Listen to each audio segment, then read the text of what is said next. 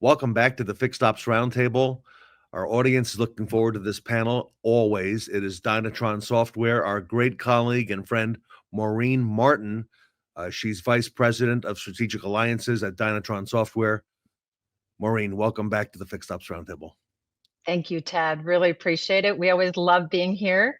And today we have an incredible group with us that are longtime partners of Dynatron Software. And we're going to be talking today about recruiting, development, and retention of service advisors, critical to our business. And I'd like to kick off by just introducing our panel. So with us today, we have Jaime Macias. And Jaime is the general manager for two of the Casa Automotive Group stores in Prescott, Arizona. And that would be Casa Chevrolet Cadillac and Casa Nissan. Welcome, Jaime. Hello. We also have with us Richard Lupo, and Richard is the Fixed Operations Director for Apple Tree Honda and Apple Tree Acura in North Carolina. And Richard is a definite friend and has been here on the Fixed Ops Roundtable. Welcome, Richard. Thank you, Maureen. Glad to be here. Glad to have you. And John Liciano, many call him Lucky in the business. John has been a longtime partner of Dynatron. He is the president and partner for both Street Volkswagen and Street Toyota out in West Texas, my home state. John, welcome. Thank you. And then we also have with us today, Matt Norris. Matt is the Parts and Service Director for Bozard Ford Lincoln in Florida. And Matt, as well as Ed Roberts, you all know very well here on the Fixed Ops Roundtable. Bozard is a fantastic partner of the Roundtable. Welcome, Matt. Thanks, Maureen. Good to be here. Great to have you. So we're just going to kind of kick off into this. The Dynatron panel that we're doing today could not be more relevant than today. You know, the importance of leaning into fixed operations. I have the privilege to attend many industry events, and each of them are talking about the challenges on the variable side, and we're looking at that net profit. And really, you have to lean into fixed operations. Now, these are uncertain times for sure for our teams, and as well for our customers. And it's around that confidence that we build in them, understanding that we are the experts to come into. So we know that we've got to leverage business intelligence. We got to lead with confidence and would drive our performance in our dealerships and group. So our seasoned Dynatron panel today is going to really talk about some of those key ingredients. What does it take to really do recruiting, development, and retention? And when we look at our service advisors, they are our front line. We know they have a direct impact with our customers. So we're going to get kicked off today. I'm going to start with John. John, John's like, Thanks. I'm ready. You're ready to go. Yeah, I drew the short straw. I think you drew the top straw as the president and partner for your group. And when we really talk about talent acquisition, it really comes from beginning with culture, and that starts from the top. So it really seems that you are perfect to get us kicked off, John, in talking about what are some of those key ingredients for building that culture and what has been successful specifically for your team. And then I'm going to also have the other panelists give some thoughts as well on the topic. But John, I'd love you to kick us off, please. Hi. Well, mine goes back a long way, and Jaime knows the name or whatever from back in the day, but I go all the way back to the original Mr. Lowenfield, back at the Casa Group, where I started my career back in 1979 and 1980. And he was known as the boss, but his name was Wallace Lowenfield. And he helped us understand very quickly that there's nothing really hard about the car business. And what it was all about then was looking for people that kind of had a servant's heart, that loved being and talking to people and working with people. And then we'll teach you the rest of it. But you can't teach that. You can't teach the honesty. You can't teach the fact that you want to serve and you want to treat somebody well and do the right thing. But we can teach you how to write an RO and how to, especially nowadays, when we have AI that'll do 90% of it for you. But we can't teach that humbleness, that humility, and how to talk to somebody it's really, a lot of times, especially in a service drive, they're in crisis mode. They had things planned. They had the day, I need to get this done. And now all of a sudden, boom, it's done. The car doesn't run. I can't get there. I'm trying to call people. I'm going to miss things. And so we have to teach that to sell experience. The rest of it will come and it will happen, and the car's going to have to get fixed, and you'll get the write up, and you'll sell the parts, and you'll do whatever. But somewhere it's got to start along the way of, I understand, I'm with you, you're not alone, this happens, and this is what we have found is a great way to go through that. So that's for us.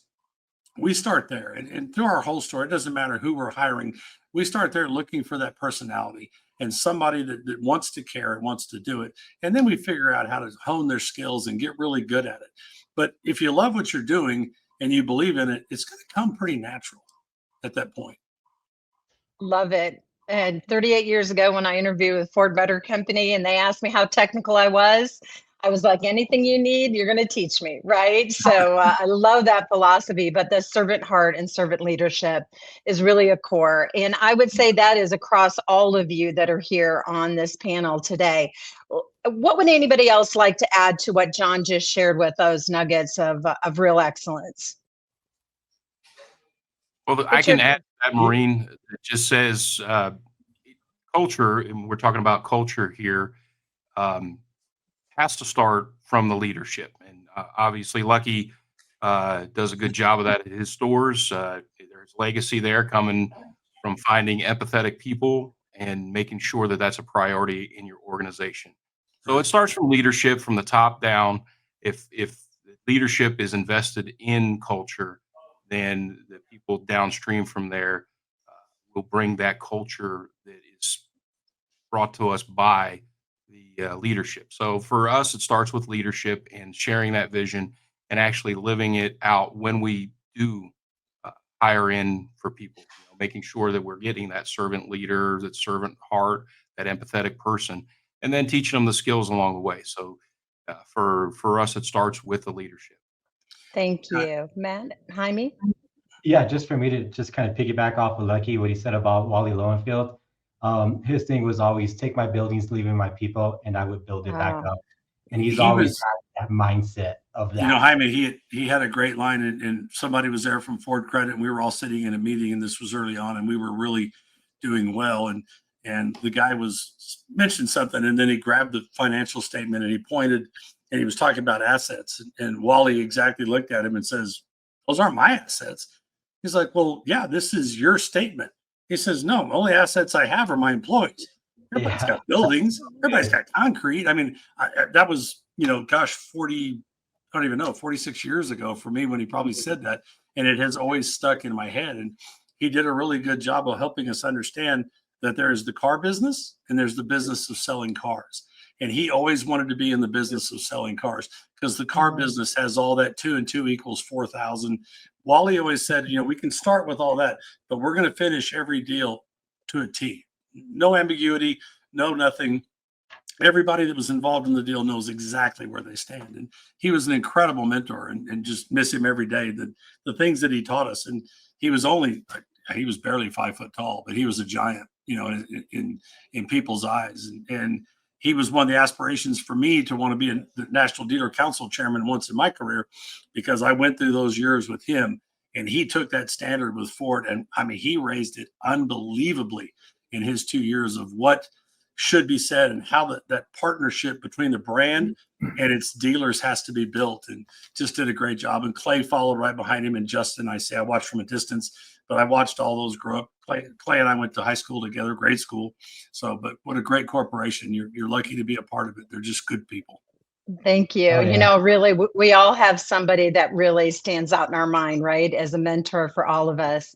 Matt, I just had the privilege of being with your entire team last month, and you certainly exemplify that culture from the leadership throughout. You can see it and feel it. Let's talk a little bit now about what are some of the initiatives that you have successfully done in recruiting specifically service advisors. They could be somebody new to the industry or another seasoned service advisor. And how does your onboarding play a role? That's a great question, Maureen. I'd like to take some of John Lucky's and Jaime's, what they just added to it. So for us, a big piece of what we really look for is during the interview process, we really focus on the 3 C's: character, chemistry, and competency. And like the other 2 gentlemen said, I can't teach you character. I can't teach you the chemistry piece of it. We know if you got it in an interview. The competency piece, to your point, is we can teach you that stuff. We can teach you how to write an RO. We can teach you to go through the process, how to work with technicians, how to do all the fundamental and technical things. But those first two key components, those are the big ones that we really need to focus on, because they are so integral to service advisors being successful in the roles that they're in. And, fortunately for us, we don't typically hire a lot from outside for an advisor role. We have built such a strong pipeline within our own dealership of bringing in people from entry-level positions that have expressed interest in becoming advisors, whether it's from our communication center, whether it's from some of our folks on our valet team. I mean, one of our last big success stories here was a gentleman that came in as a valet. He moved in from valet onto concierge doing pickup delivery. Then he moved into Quick Lane as a Quick Lane advisor, and then he moved on to be a Quick Lane manager.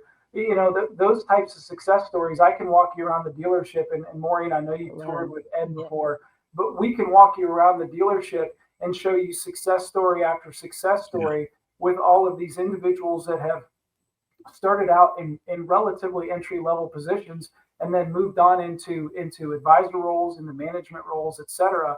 And it's really cool to be able to watch all of that progression happen with these individuals. I mean, as you watch them buy their first homes, have kids, and just continue to grow through the industry, it's tremendous to watch it. And, it really makes it get you right here sometimes, because you really have provided such we've provided such a great opportunities for these individuals to come in and be successful. But I think a lot of that has to do with somebody else had mentored the mentor. Lucky, I think that was you talking about how you had this gentleman as a mentor. And that is a big part of what we do here from a training standpoint too, is we've used some outside training companies, and some of them are really good, right? Like, I wouldn't knock any of these, because everybody's got different focuses in different arenas.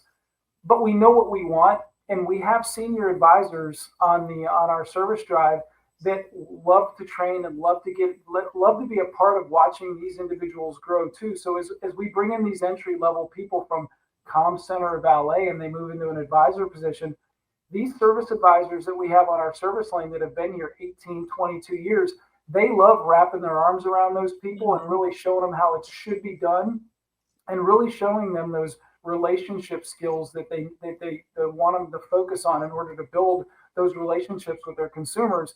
And that's when when you make those connections with people, they'll come back time and time and time again. And it's not even like a transactional or a business. I mean, we have advisors that have been here that have customers that come in, and it's cool to watch the interaction. They come in and it's, hey, how's the family? How's the kids doing? And it's such a cool thing to watch and see. And another thing I will add to this, one of the other things that we really try and focus on here is giving the advisors realistic work schedules. I've worked at some other dealers. I started out as a tech and kind of rose through the industry. And one thing I as a service advisor working at other dealerships, one of my frustrations to a degree was we expect a lot out of advisors. We put a lot on their shoulders. They bear a lot of the responsibility, whether it's something didn't get fixed right in the shop, et cetera. And so these individuals are responsible for a lot. And then we ask them to work 7 a.m. till 7 p.m, Monday through Friday. And oftentimes they're working every other Saturday or every 2 Saturdays. And I'll be honest, we have 3 shifts here. We have a 7 to 4, an 8 to 5, and then a 9 to 7. And we try and provide some leniency with those shifts. The advisors will come in and say, hey, I want to work this shift today, or I'm going to work this shift this week. And then they work 1 Saturday out of 6. So I think that's a big part of trying to keep people, in a positive mindset, creating a good culture for people to understand that we do care about their life outside of here, that we do want them to have family time. We do want them to be able to go out and enjoy the fruits of their labor and spend time with family, friends, or just, whatever they enjoy. But we've been really blessed and fortunate with this dealership and being able to really create that career path and that growth path from within. Oh, I love it, Matt. So many nuggets there, right? When you think of those key ingredients, really building on the culture, how those things also help you from a recruiting standpoint, right? Because at some point they came into your store, whether it's BDC or valet or all those other great examples. Team, just a couple minutes. Anybody like to add on something specifically around recruiting or onboarding? Well, Matt hit it on the nose of always looking within the store. So we're the same way. We hire so few from the outside, and we get accused of nepotism. I have so many husbands and wives and brothers and sisters and all that, and we just ignore all of that crazy that goes with it. But I think Matt's biggest nugget there is finding that time for them to have that family oriented time and be able to have it and get away from the store when you're trying to create that same thing. If the guy's burned out and he's dead and he just goes home and passes out or whatever, it's never going to be good. He's not happy there. He's not happy here. It's not going to go anywhere. And I know, John, we don't live to work, right? We work to live. Amen. Yeah, exactly. Yeah, well said. And that community service, I know, is really key to all of you, right? Yes. Not only for them personally in their enrichment, but also for the dealership, right? It's a win-win-win. The customers see you, you're part of the community. I love it. Anything, Richard or Jaime, before we move on, you'd like to add? Yeah, I think some of the success that we've seen is from service BDR agents. They're well versed with scheduling tools, inspect reports, and upsells too as well. And they could build that trust and rapport with our guests. So we found some success with them as well. Great, thank you. And from the onboarding aspect, we really streamlined that. What used to take 3-4 days to get the background, the driver's license, drug test, all that stuff, it's all done in 24 hours now. And so we can take you from an interview, send you to a drug test, get all of that stuff done so that we've got you cleared to go in about 24 hours.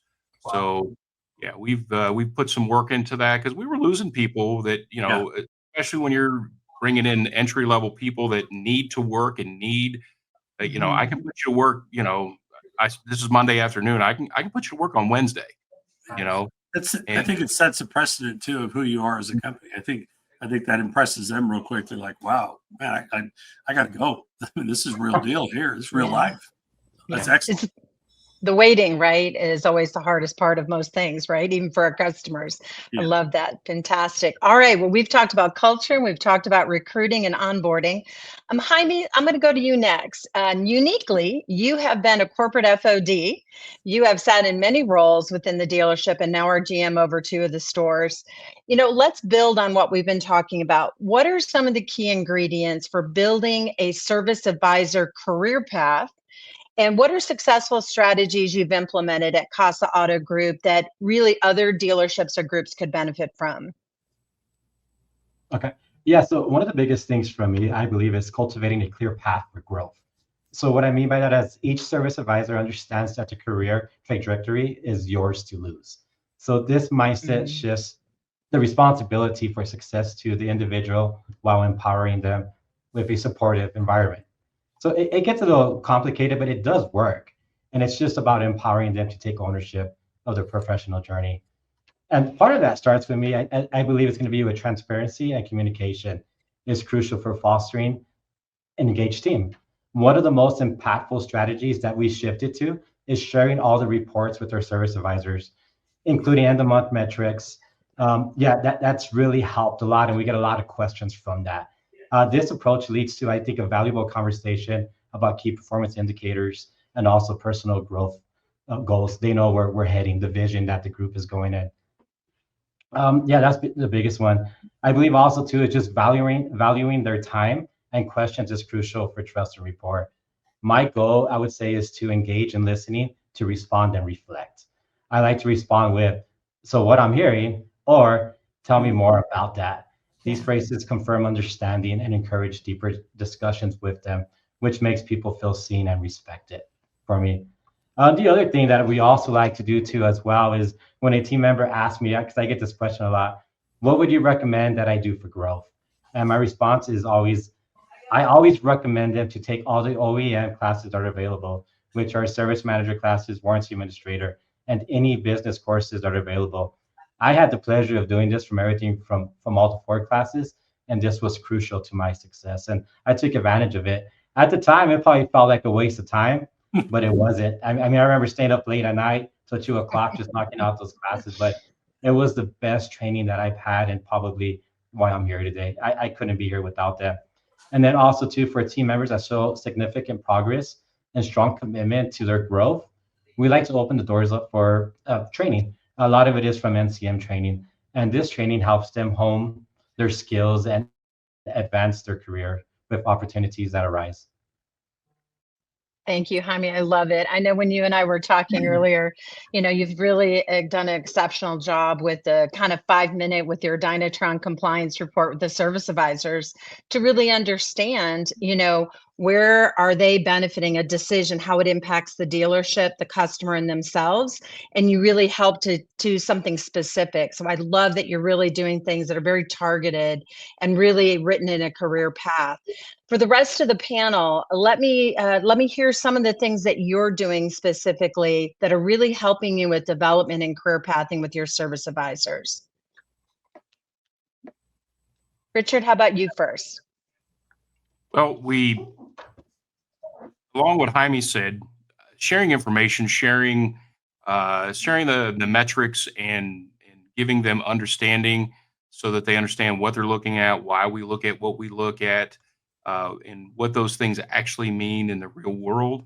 Give them things context, give them that education, that depth of knowledge helps. And much like what Jaime said, as far as being empathetic and when they come to you and ask you what you should do, I always default and say invest in yourself.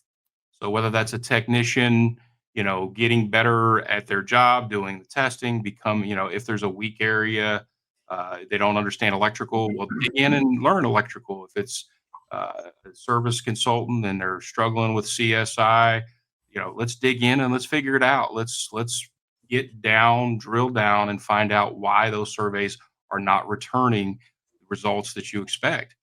Those are the things. Investing in yourself will inevitably lead to putting yourself in that position of inevitability when it comes to promotions.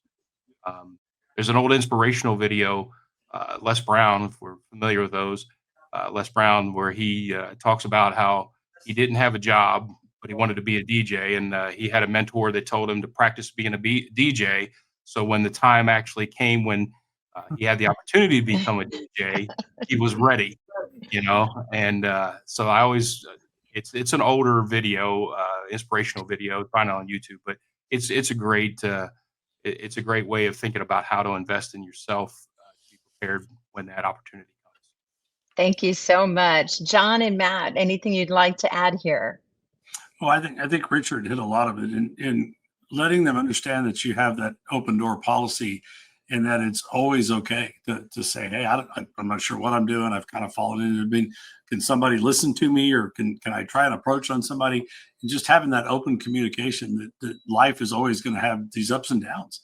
And it's just not to be that continual deal, and being in a position to be able to say it, whether you've had a tough time at home or something happened, and you're thinking, well, I just need to stomach it out and go through the day. Where we try and make it's okay to say, hey, look, you know what? I got to tell you the truth. I've had some things come up. My head's not in the game, and that's okay. Great. And we're going to find somebody to cover or get you some time, or let's have a conversation or whatever. Let's get our head back in the game. But making sure that there's no guilt to it or any being ashamed or anything. It's okay. We all have it. And when you have that, speak up, tell us, let's talk about it. We actually have in-house a gentleman that used to be a grief counselor, and we hired him 3 years ago between our two stores. And he's totally silent. He doesn't say anything to anybody. His name's Danny. He's got a separate phone. He doesn't report to myself at all. I don't ask about it, but they know they can contact him when they just, everybody needs somebody to talk to every once in a while. And so we just want to make that clear. My opinion, one of the reasons I was glad you asked me to be a part of this, I believe it's the toughest job in the store. I don't, 100%. And right now, as a Volkswagen dealer, and with the issues we're going through and the vendor problems we're having, it is by far the toughest job in the store. There's just, 9 out of 10 phone calls start out just getting yelled at, right? And it's very hard to come back from that. And so we want to be able to have that conversation and be able to, maybe at 11 o'clock say, hey, you know what, somebody needs to cover me for a minute. I've had 5 straight butt chewings or whatever we can say on here. I don't know. And I just don't know I just don't know that I can take another one for a few minutes. Let me clear my head and just get calmed down. It's just been a really tough time. And you have to start there. And then we have to be careful. We start yelling at them, hey, your upsells are off. And you got to look at it and say, yeah, but I mean, I've had 5 straight that we're damn near the buyback, or we're at this and we're having to get the brand involved. And the car has failed them 2 or 3 straight times. I don't feel comfortable trying to upsell them right now. I mean, they don't even like the car, much less want to throw any money at it. So let's do the right thing. Let's just listen, get it straightened out, get the car straight, take care of them, and then make a notation. Hey, we noticed the car probably was getting close on alignment or something, but felt like on this one, I just needed to take care of the customer. Let's get it back going and let's go forward. And I think all the brands are fighting this a little bit, but I work with those guys a lot, and it's just tough. And they know, if the conversation gets that bad, they just shoot it to me, because those certain customers that are just not going to stop until they talk to somebody up or the boss. And that's okay. We're all that way. And then how do we talk them off the cliff and we bring them back? But some of these, you almost need a psychology degree. Yes. You know what? I mean, really tough job. Tough so job. True coaching, right? You're doing true coaching for your service consultants, and you're also doing it for your employees, right? From the standpoint of how they can help their customers better. Love it. Matt, timing's everything. When you ask for it, I mean, you just got to have you earned the spot? I mean, Richard really pointed that out well. Have we trained them well enough? Do they understand all of it in the time when it's time to ask for it, or when it's time to push it, or do you push it to the next time and be respectful of it? So training is a huge key. There's no question. And how we present it, right? I think that is really incredibly. Matt, is there anything you'd like to add before we go on to retention? One of the, Maureen, I think you were here, but I'm sure you're aware. We started Bozard University. It's probably been a couple of years ago now. And one of the things that I'm really proud of it, and I think the entire dealership is, and it's, by the way, this is all volunteer based. We don't tell anybody they have to go. It's strictly volunteer based, but it's a program that we put together several years ago. It's got a lot of different components to it. But one of the things that I think is great is that it offers people that are in roles where they have some interest in doing next step things, whether it's going into leadership, hopefully looking at becoming a team lead, a shop foreman, a service manager, or anything thereabouts, including on the variable side as well. But we started this program a couple of years ago, and we've had a whole lot of success with people wanting to be involved in these classes. And, we just had our most recent session start up here recently, and I think we've got like close to 40, 45 or 50 individuals that volunteered that wanted to be a part of this class, because you can see with a lot of these individuals, they want to go to the next step. They want to see what the next step looks like, and they want to continue growing themselves and really ultimately being better leaders, which we love. I mean, that's what we need. The whole industry needs it. Thank you, Matt. Yes, definitely. The university, and also too, I love that you visually also bring things to life. Like when you break a record, they literally team break a record. They put it on the wall. Everybody signs. I love it. So it really. You break a lot of vinyl there. I love it. I love that retro. Okay, fantastic. I want to make sure we have time to bring it all back together, because at the end of the day, right, we've built the culture, we've recruited and brought them into our family, and then grown them within our family and had that career path.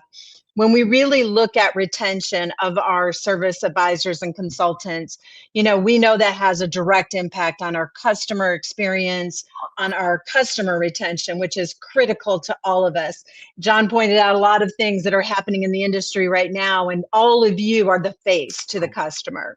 So, Richard, I'm going to go to you to start off for us. From your own group, and you've also worked with a lot of the groups that are on the, Fixed Ops Roundtable. What are so few successful strategies that you have seen to really retain our service advisor consultants in our dealership that really would benefit others? Well, you start with the basics. You have to be competitive in pay, benefits, all those kinds of things like that. And so when your organization doesn't necessarily have to be the leader in pay or benefits, but it's comparative. Then it comes down for me, it comes down to the competency of understanding my position. Because people don't quit companies, they quit bosses. And and so the difference is building value. So we know our technicians, our advisors, our people, our salespeople are all connected in Facebook, chat groups, all those kinds of things like that. And building a culture that makes this job something that is of value and stand out amongst our competitors is my main tactic for retention. So when they're talking to other service advisors or other technicians or, insert said group, um, you know, my service manager is not a great guy. He's or gal, or they're not empathetic. They don't, they made me do this. They forced me to do that. And so what I strive for is, if our service advisors are connected in one of those groups, they say, that's not how it is here at our store. When I go open that door and sit down with the service manager or me or whoever, they listen, they respond, it's demonstrating leadership so that the people that work with you, it's our job to support them. I tell them that all the time. I work for you. Tell me what it is I can do to support you. And they kind of, at first they kind of laugh about it a little bit, but they eventually come around to understand that, like if that printer's not working, let me get you a new printer. If your keyboard is worn out, let me get you a keyboard. If you've had 5 heaters in a row, come in, sit down, just, have a seat. And That's right. Here's $20, go get a hamburger, and, I'll see you in an hour. Those kinds of things. So for us, it's building value in a position that has a lot of parallels, within our community. Got a lot of dealers out there that we compete for talent. So retaining the talent for us becomes building a job that is valuable, stands out amongst our competitors. And I would say, Ted, really everything they have just talked about on this entire panel is really what drives retention. You got to have that culture. All of the key ingredients that all of you shared, couldn't be more excited for this panel. And really, as we talked about at the beginning, so timely in our industry, right? We really want young people to see how valuable the automotive industry is. We build communities, and it's only through working in our industry with people like yourselves that we do it. So I can't thank you enough, all of you, for joining us today. What a great panel. Special thanks to Maureen Martin of Dynatron Software for moderating. John, Matt, Richard, Jaime, thank you so much. Great information. I took a lot of notes. Exceptional panel. We'll have to come back and do it again. We didn't have enough time. Maureen, if our audience wants to reach out to you at Dynatron for more information on a lot of the great things that you're doing around the industry, which we're hearing all about here on the Fixed Ops Roundtable. It seems like on every segment now. Maureen, how do we find and get more information from you? You're welcome to just reach out to me directly. My email is mmartin@dynatronsoftware.com, and I will absolutely get you in contact with one of our incredible team members. And we just welcome you. And honestly, we are very blessed by our dealers. Everyone on here, we'd be more than happy to talk to you about their personal experience. And honestly, that is, there could be nothing better than retention, and we are very blessed ourselves. So it's because of the relationships we have with our partners. So thank you so much. Very honored to have you all. Thank you on behalf of the Fixed Ops Roundtable. Thank you all. Thank you. Thank you. Yeah, and if you need a Everybody Dynatron reference, you can reach out to me too. Thank you, Maureen. You've been a great Thank partner. you. All right, Thank there you. go. Yeah, they're partners. They're not vendors. Remember that. I assure you that.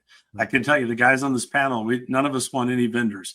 We look for partners, and I can assure you that Dynatron truly will show you that they are a partner and not a vendor. Absolutely.